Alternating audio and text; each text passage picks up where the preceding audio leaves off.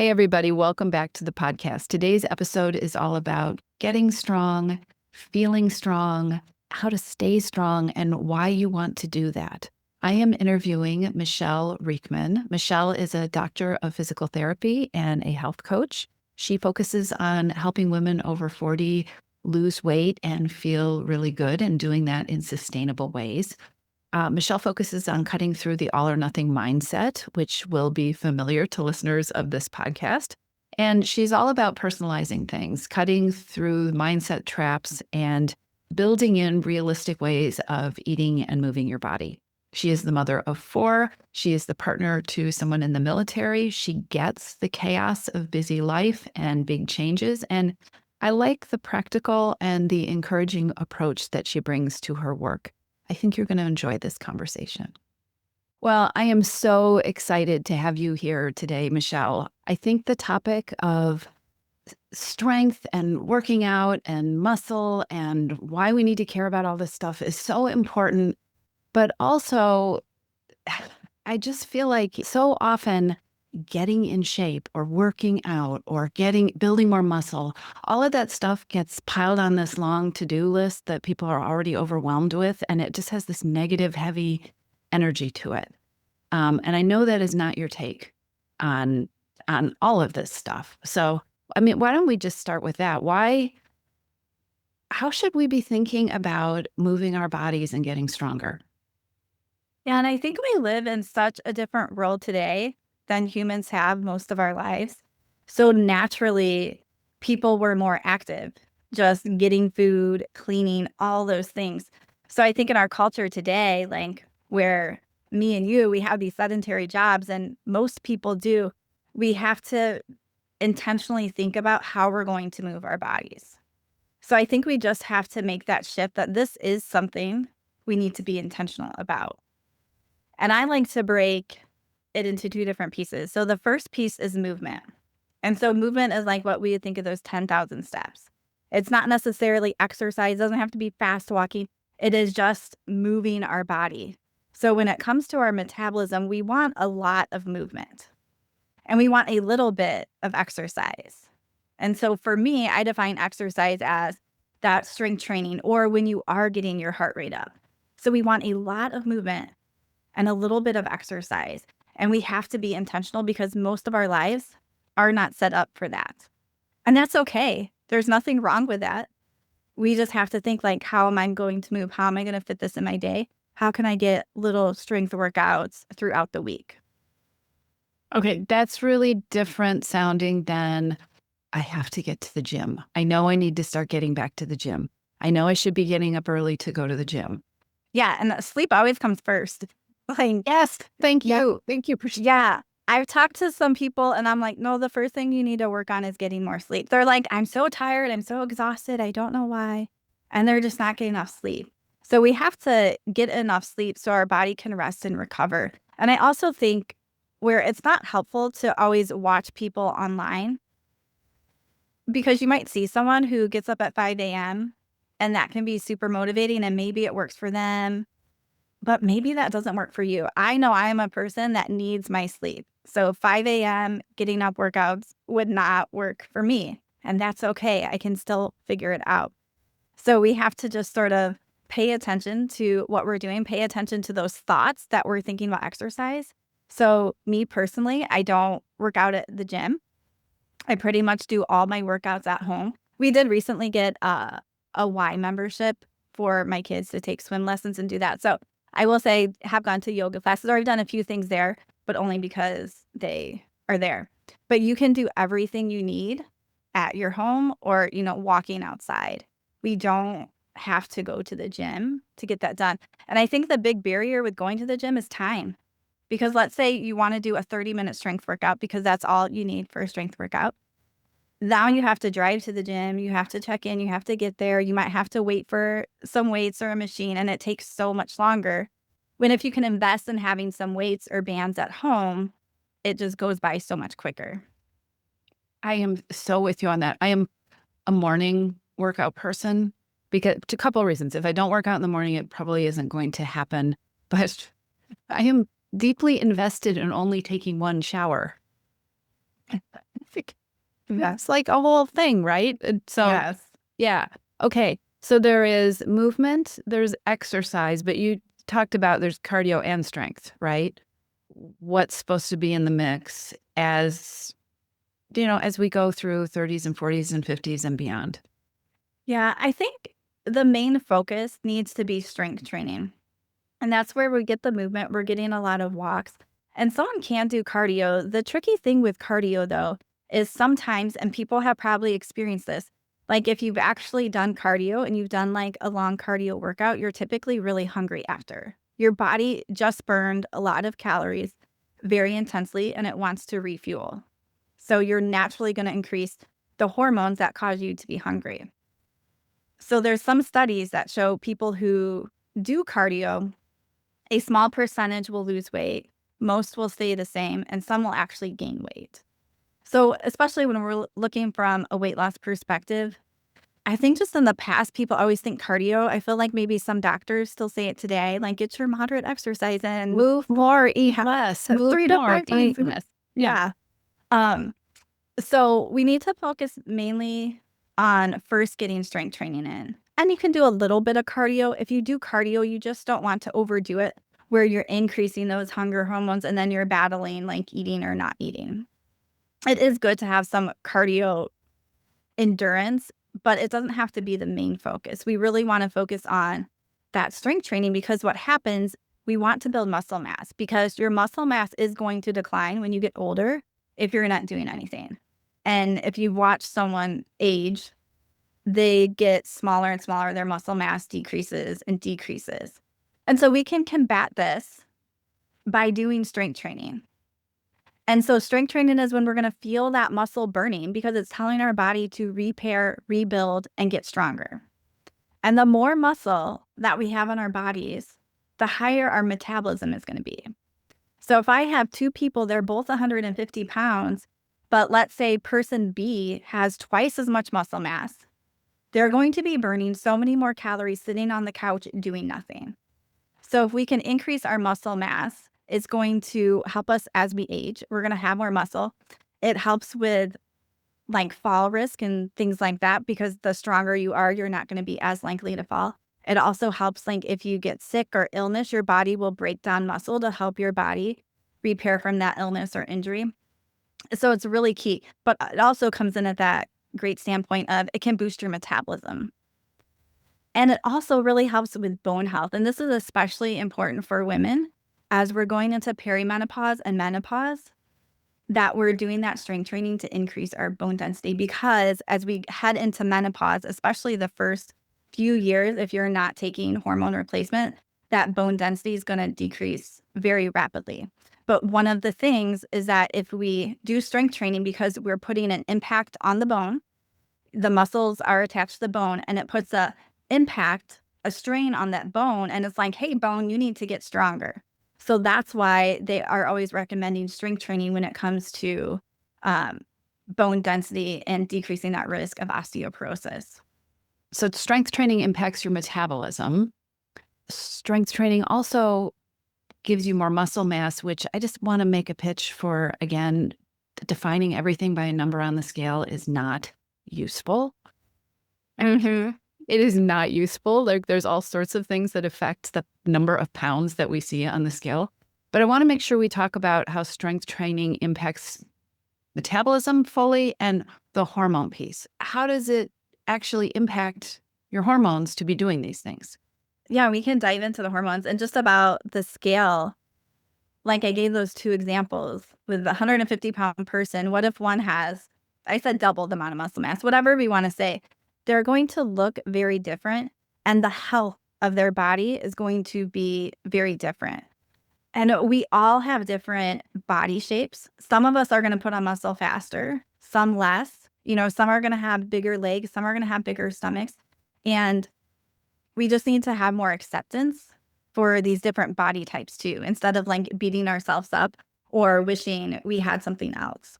I mean, what if our goal was that we just wanted to feel fabulous in our bodies? Yeah. Right? I talk to so many women around eating and their relationship with food and what they should eat and what they shouldn't eat and all the deprivation and the diet culture stuff. And So often when they get to a place where they're doing what's working, it's about, I found this way of eating where I feel really good, right? I have good energy. I sleep really good. I don't get foggy in the afternoon. I mean, if that was our litmus test for how we felt about our bodies, right? My body's working well. Yes, we Yeah. totally beat our bodies up instead of being grateful for our bodies. Like, think of all the stuff your body has done for you. You know, if you've had children, like, oh my goodness. Or even if you're taking care of a loved one and your body is like walking you down the hospital hall or whatever it is, our bodies do amazing things and we take it for granted. The end goal doesn't need to be a number on the scale. The end goal can be, I want to be healthy. I want to play with my grandkids. I want to be able to, like, go up 2 flights of stairs and not be out of breath. Whatever that is, think of that goal that goes beyond just a number on the scale. Yeah, I want my body to serve me. I want to feel happy in my body. I want to, which is why I love movement. Okay, and I'm going to take us down this whole other path, but I want to make sure we talk about hormones. Okay, so let's go into that. So there's a couple hormones that I want to talk about. So I'm going to talk about insulin and then estrogen and then cortisol. Okay. So insulin first. So I'm going to explain what insulin is because maybe some people have heard of insulin resistance. And what happens is insulin is a hormone our pancreas makes, and it helps move sugar from our bloodstream. So think we eat something, we eat a piece of bread, and our blood sugar goes up, and the pancreas releases that insulin and moves the sugar into our cells where it can be used for energy. Now, what happens as we're going through perimenopause is we're a little more prone to insulin resistance, but a lot of us have also changed behaviors. Like, we're not as active, we don't have as much muscle. So those things affect it too. And what happens is your pancreas keeps releasing more and more insulin, but the cells are resistant to it. So it needs more and more to do the same thing. So over time, the blood sugar goes up. Insulin can cause your body to store more fat, and it makes it harder for us to lose weight. So here's the thing with strength training and insulin is when we do strength training, we are building our muscle, right? We're straining that muscle, saying build stronger, build more. And the muscle is like a sponge for that sugar in your blood. So, for example, if someone eats a piece of bread and does nothing, like sits, their blood sugar is going to go up. But if you eat that piece of bread and you start working out, the muscle is going to pull and use it for energy, and your pancreas doesn't have to release as much insulin. So the more muscle you have, the easier it is for your body to pull that sugar out of your bloodstream without needing a ton of insulin. So this means that your cells stay sensitive to insulin, so it's listening when it happens, and that the blood sugar stays more steady. And so I think really managing your blood sugar, learning about it, knowing what foods are going to spike it, knowing that if I move after I eat, my blood sugar is not going to spike as high. There's people that, wear the continuous glucose monitors, and if they eat the same thing and they move or don't move, that impacts the blood sugar. So those people who move after they eat, they're not going to get as huge of a spike. And this has to do with insulin and our muscles using that for energy, which is the whole key to food. Food is energy. And I think we get so far away from that because we just have so much food around us. We have so much like tasty processed food that we get swayed away from the core. Food is for energy, and it is for celebration, other things too. But the main thing food should be for is energy for our body. And when you say that food is energy, there's a joyful piece to that, right? Like food gives me energy. I love it when food gives me energy. And we get so bogged down in the shoulds and the have tos and the tracking. Yeah, food is energy. Like what makes me feel more alive, right? We don't think about that. Okay, so insulin, that's kind of cool. What about estrogen and cortisol?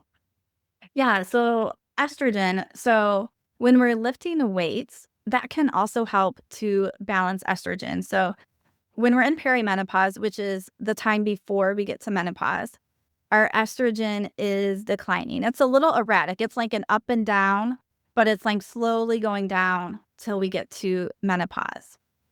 And what happens is that strength training can influence these estrogen fluctuations.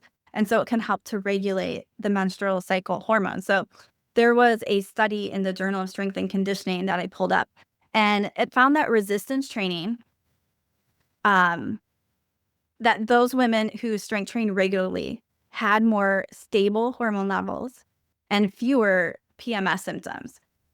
And so we can see that exercise, it also, those people have estrogen dominance. It may start to reduce some of that estrogen too. And so it's just important to realize how much this movement affects these different hormones and things in our body. So especially as we're going through perimenopause and we're having that up and down and hormones are changing, that if we are doing strength training, it is helping to stabilize those hormones. I mean, it's still going to go down. There's still going to be fluctuations, but it's going to make it more stable instead of like those extremes that can happen. And then with cortisol, and I think this is one too, as we were talking about cardio at the beginning. So if someone is not doing cardio and they start doing a bunch of cardio, they can actually increase their cortisol and increase it long term. And I know when I have gone through stressful periods of time, so my husband is in the military, so we move, we have 4 kids. And when we have gone through moving, I tend to do a little less strength training. I'll still do it. And I do more yoga because I know that I need workouts that are a little more calming to my nervous system. And so I may not do my like super fast walks as much either. But once those periods are over, I can feel that I'm feeling better and I can sort of get to doing my faster workouts, like pushing harder in my strength workouts. So we have to listen to our body. So we want to make sure that we're not increasing our cortisol and exercise is not feeling like a stress. Now, when we do resistance training, you'll get a little cortisol spike during the workout. But over time, they have found that when you're sort of staying, I'll call your window of tolerance there with strength training, that your baseline cortisol is going to improve over time as you have stress. So you're going to be more adaptable. Like your cortisol isn't going to spike as high for as little things when you are consistently doing some resistance training without overdoing it. Does that make sense? It totally makes sense. I just love how you're giving our brains all this ammunition for why it is helpful to do this stuff, right? Which is so much different from, I know I should do it. I guess it's kind of a geeky thing, but I get excited thinking this is going to really help even out my insulin, or I'm going to feel better this afternoon if I do this. And then there's also the feeling of just empowerment that comes from when you feel even just a little bit stronger. Yes. And I think that sort of feeds into confidence. Yes. So, How about that? yeah, when you are stronger, like you said, you just sort of feel better. You know that you can do more. You know that you can take that heavy bag of groceries and you don't have to ask someone to do it. And so that's going to increase how we feel about ourselves and we can see ourselves differently instead of being someone who is almost more frail or they think they can't do anything. We're going to feel stronger. And then that's going to help increase more likely that we want to keep working out and doing things. And a little different topic, but I also want to say sometimes if someone isn't like working out now, sometimes you just got to push yourself to get started because we also have those like feel good endorphins and hormones and dopamine when we are exercising that get released and boost our mood. So I always tell people like, just tell yourself you're going to do 5 minutes. Like literally if after 5 minutes or 10, you could, whatever time, if you want to stop, stop.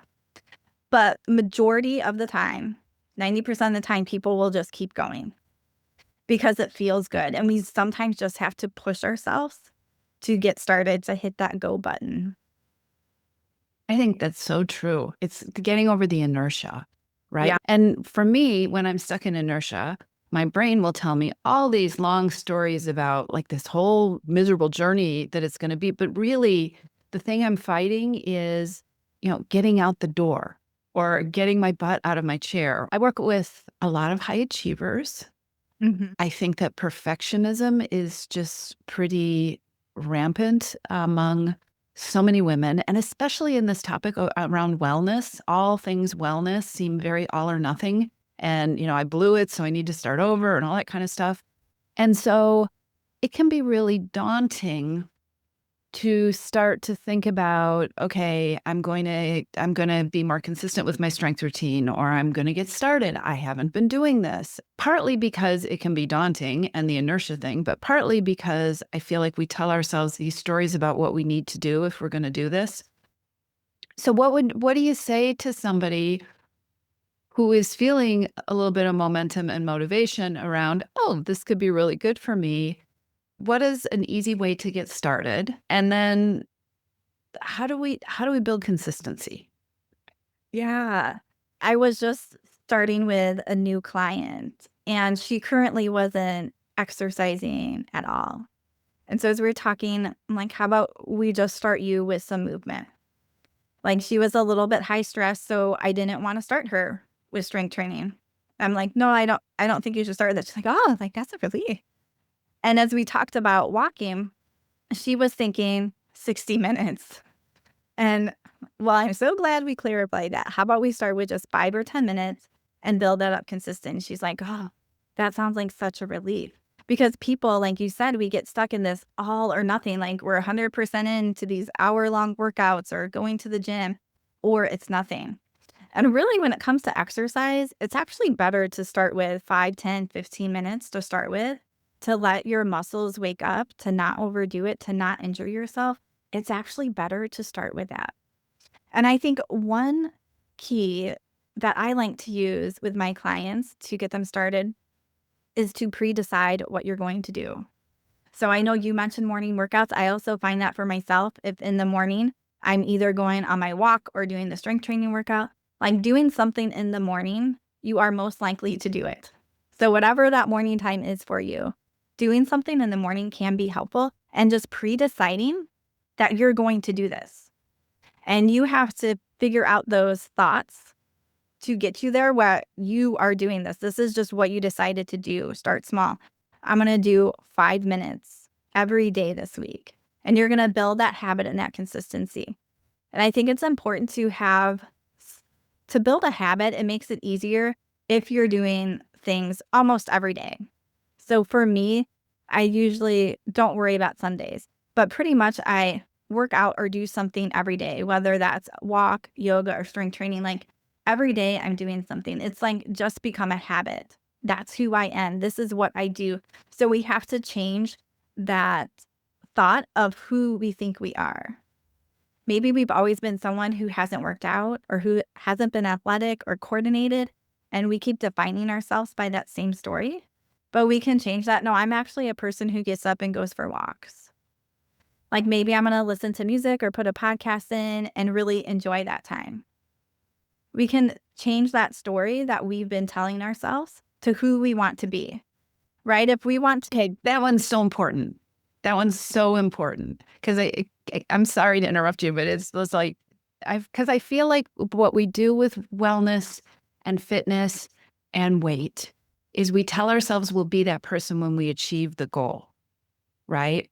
I'm not a walker, or I'm not a runner. I want to do a 5K, right?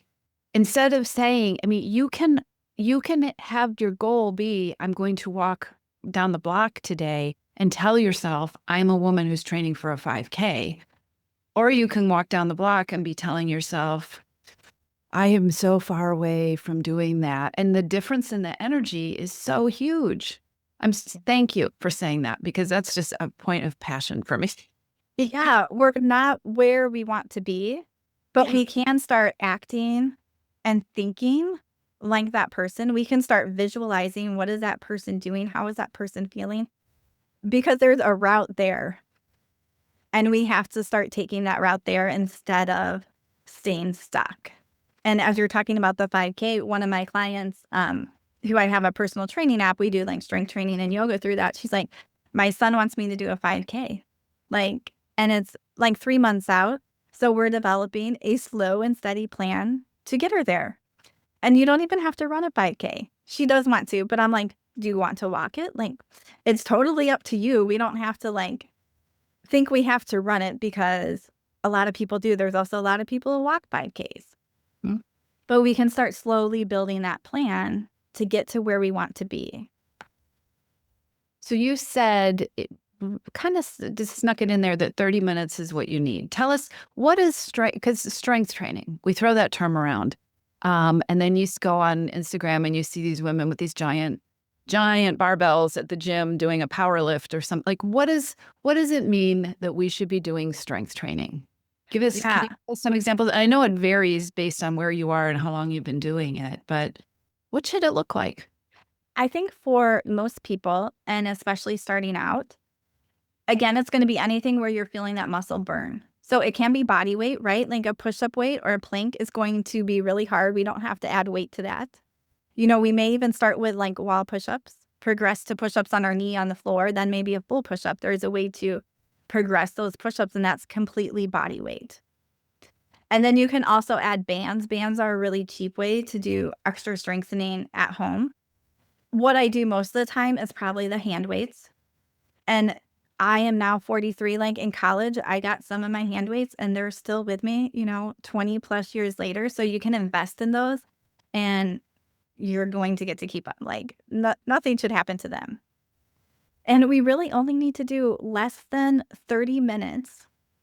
And we want to do the strength training at least 3 times a week. So what happens with muscle mass is that we quickly lose it. And we probably have experienced this, or especially like if you have ever been sick and sort of been stuck in bed for a little bit, like you're just feeling weaker after. Or if you've done strength training and taken a long time off, you probably notice that you're getting pretty sore when you come back to it. So we lose strength, we lose muscle mass within about 48 to 72 hours. So when we're doing strength training, we want to be consistent. It is good to sort of space it out every other day. And that way you are increasing your muscle mass and you're keeping it. So if you're someone who does strength training, just once a week, you might be maintaining at best. So we really want to get, I say 3, but at least 2, everyone's at their own starting point. So figure out what that is. And just finding something you can do at home with weights or your body weight is really a good place to start and to stick with. And I also like doing yoga too. So for me and a lot of my clients, we'll alternate strength training with yoga.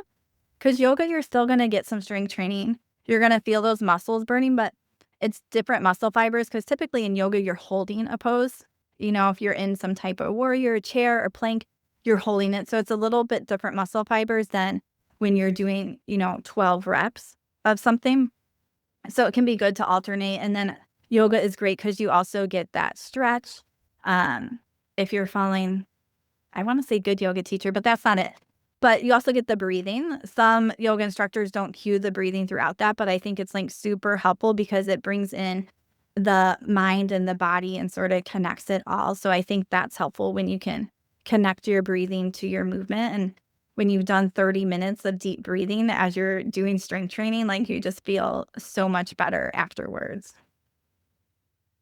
I like that. It sounds so balanced. And it also, like, the yoga helps you stay kind of tuned into your, not kind of, the yoga helps you stay tuned into your nervous system, which when you're listening to your body helps you know, okay, I need to really be careful about, I'm probably not wanting to do a high cortisol workout right now, or maybe this is a time to be gentler with my movement. So that's kind of a cool plan. But 30 minutes is enough.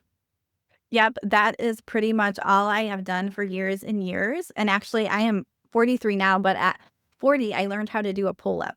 So super hard exercise. It took me about 1 month to get it, but I'm up to like 5 now. It's like super slow progress. Like if you want a quick fix, that is not the thing. But I just stay consistent with it. And I only do that 2 or 3 times a week. So you don't have to do something long. When I started to want to learn how to do a pull-up and do it correctly, I looked at different programs. I went with a program that was 10 minutes a day. They wanted to do it 5 days a week. I'm like, there is no way. My muscles like need a rest. But there were other programs that were like 45 minutes. I'm like, no way. So if you're learning how to do things effectively, you don't have to put in that much time. And it goes back to the idea when it comes to our metabolism, we don't want to stress it. We want that lot of movement, walking, steps, that kind of thing. And we really just want a little bit of exercise. I think a lot of people just relaxed hearing that. All right, what haven't we talked about? Anything that you want to make sure that we cover before we end the episode? I don't think so. And I think again, well, one, so on my website and my freebies, I have a 5-minute core training. So literally starting with just 5 minutes a day. I also have a free 5-day exercise challenge, 15 minutes a day. So I think those are two great things if someone is interested in starting some exercises. One, learn how to exercise correctly. Like, as with anything, you don't want to learn it the wrong way and then have to like retrain your muscle memory, especially when it comes to things like squats and lunges. You want to be making sure you're doing those right, especially as we get older. We don't want to put any extra strain on our knees or our back. And when it comes to core, most core exercises are missing some key components. So we really want to learn how to engage our core, especially if you've had children. We need to learn how to engage that lower core so we can zip our abdominal muscles together instead of pulling them apart. So learn how to exercise correctly, but it can be really simple. And even simpler, if you guys aren't walking much, start with walking 5 or 10 minutes. And I think it's so easy to get overwhelmed and hear so many different things. So even after this podcast, I encourage people to just pause and like, what do I need to take away from this? Maybe you don't need to do anything. Maybe you do. But what do I need to take away? What is my starting point? And I like people to have a brain dump list. Like maybe you think you need to do these 5 things. What's the one thing you feel is doable to do right now, and start with that. And you can come back to those things later because we all need a starting point, and that starting point is different for everyone. That right there was such a brilliant takeaway.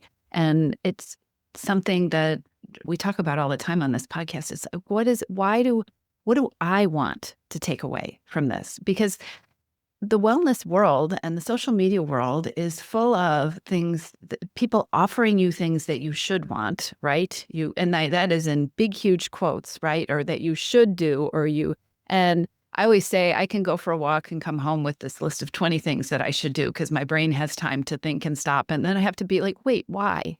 Why should I do this? Yeah. What do I want? What's the outcome I'm seeking? And I would add to what you said too, is it doesn't have to be all or nothing. Like, am I a little bit stronger this week than I was last week? That's great. Mm-hmm. Yeah, absolutely. And sometimes when it comes to strength, you may not even see it week to week. And Yeah. that's okay. You sort of think that long term. Mhm. And especially when it comes to strength, sometimes you'll notice it in functional things too, like being able to carry things or go up and down stairs. And you just start to like feel better. And it's really how our bodies are intended to be. We're intended to be strong and to be able to work and use our bodies. It's just not our lifestyle anymore. So again, it goes back to just being a little intentional about it and knowing that we have to do something a little different because our culture, our society, our job just isn't set up the way that really our bodies are meant to be used. Our bodies are meant to be used. This is so cool. Okay, so we're going to put the link to the core challenge, and it's a 15-minute. Yep. Yeah. Okay. On my freebie page, yeah, you'll see those links. So it's a great starting place if you haven't exercised and you want to know how to exercise correctly. Okay, we'll put those in the show notes. And where can people find you? Yeah. So I have my own podcast, Healthy Beyond 40. So that is a great place to come listen to me and check me out. Yeah. And on the freebie page, you'll also be connected to my website. So that can be a great place to find out more about me. Perfect. Thank you for coming and talking to us about all these things around strength and movement today. I'm going to pull out my weights. I've been working on that. I have been working on that. I just like to get outside, and in the summer it's hard for me, but I love the reasons. Like these things that you can think about why this is helpful for me and my body to do this. Yeah, Thank you. absolutely. And you can take those hand weights outside. I can. Yeah, there you go. Good point. Okay. All right. Thank you so much. Thanks for coming on the show.